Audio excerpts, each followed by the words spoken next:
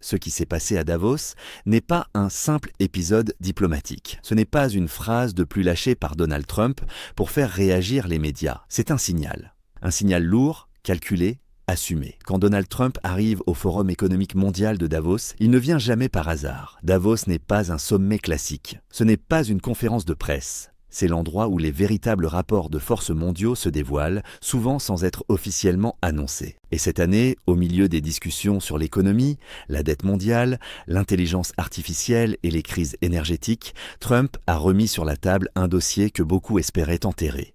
Le Groenland.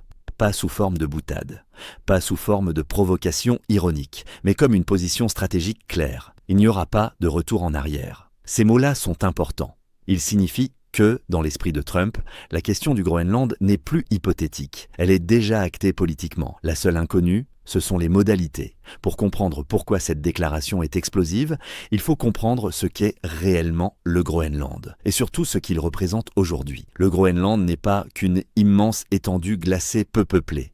C'est l'un des territoires les plus stratégiques de la planète au XXIe siècle. Un territoire au cœur de 3 enjeux majeurs: la géopolitique, l'économie et la sécurité militaire. D'abord, la géographie. Le Groenland est une porte d'entrée directe sur l'Arctique, et l'Arctique est en train de devenir le nouvel épicentre de la compétition mondiale. Avec la fonte des glaces, de nouvelles routes maritimes s'ouvrent, des routes plus courtes entre l'Europe, l'Asie et l'Amérique du Nord. Des routes qui peuvent bouleverser le commerce mondial. Ensuite, les ressources. Sous la glace groenlandaise se trouvent des richesses colossales. Des terres rares, indispensables aux batteries, aux technologies militaires, aux énergies renouvelables.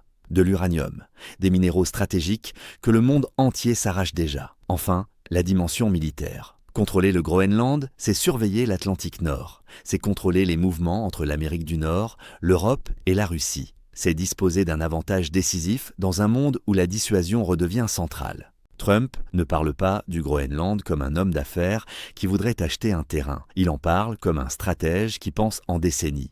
Et c'est précisément pour cela que l'Europe a réagi aussi violemment. Pendant longtemps, les déclarations de Trump sur le Groenland avaient été traitées avec condescendance. On se souvenait de 2019, de cette idée présentée comme absurde, presque ridicule. Mais aujourd'hui, le contexte a changé. Le monde n'est plus stable, les alliances se fragilisent, les certitudes disparaissent.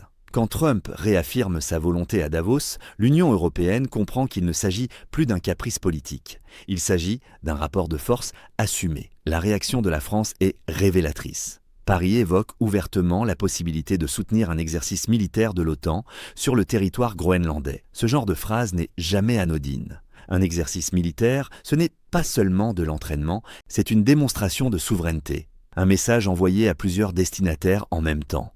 À Washington, pour rappeler que le Groenland n'est pas un territoire disponible à la négociation unilatérale. À Moscou, pour montrer que l'Arctique n'est pas un espace laissé sans surveillance.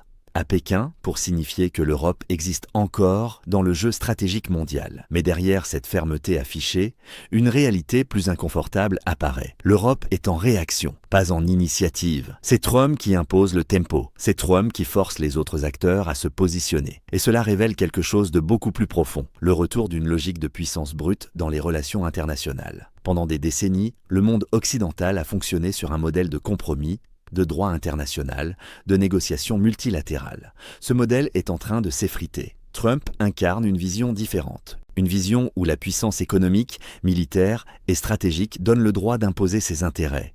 Une vision où les lignes rouges sont faites pour être testées.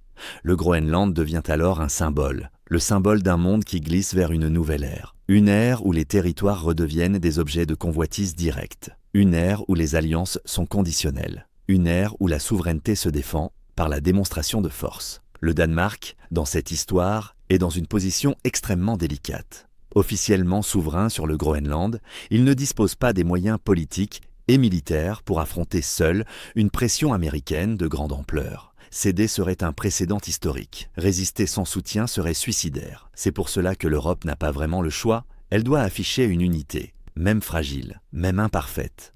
Mais la question centrale reste entière. Jusqu'où Trump est-il prêt à aller ? S'agit-il d'une pression diplomatique destinée à obtenir des concessions économiques et militaires ou d'une véritable volonté d'annexion, directe ou indirecte, sur le long terme ? Personne ne peut répondre avec certitude. Mais l'histoire montre une chose. Lorsqu'un dirigeant affirme qu'il n'y a pas de retour en arrière, il prépare rarement un simple recul. Ce qui est certain, c'est que cette crise du Groenland dépasse largement la personne de Donald Trump. Elle révèle les failles d'un ordre mondial qui se transforme sous nos yeux. Aujourd'hui, c'est le Groenland. Demain, ce sera une autre zone stratégique, une autre frontière, un autre territoire jugé indispensable à la sécurité ou à la domination économique. Le monde entre dans une phase où les mots comptent autant que les armes, où les déclarations publiques sont des avertissements déguisés, où chaque silence est aussi important qu'une réponse. À Davos, Trump n'a pas parlé pour convaincre, il a parlé pour prévenir. Et l'Europe, pour une fois, a entendu le message. La question maintenant n'est plus de savoir si cette crise va s'apaiser. La vraie question est de savoir si le monde est prêt à vivre dans un système où la puissance remplace progressivement le droit. Parce que ce qui se joue au Groenland aujourd'hui pourrait bien définir les règles de demain.